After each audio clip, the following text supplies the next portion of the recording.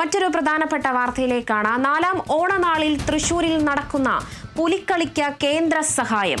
കേന്ദ്ര സഹമന്ത്രി സുരേഷ് ഗോപിയുടെ ഇടപെടലിലാണ് ധനസഹായം അനുവദിച്ചത്. ഓരോ പുലിക്കളി സംഘങ്ങൾക്കും 3 ലക്ഷം രൂപ വീതമാണ് അനുവദിച്ചിരിക്കുന്നത്.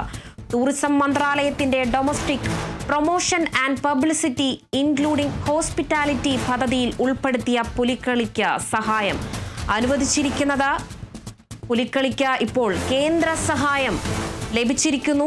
നാലാം ഓണനാളിൽ തൃശൂരിൽ നടക്കുന്ന പുലിക്കളിക്ക് കേന്ദ്ര സഹായം ലഭിച്ചിരിക്കുന്നു.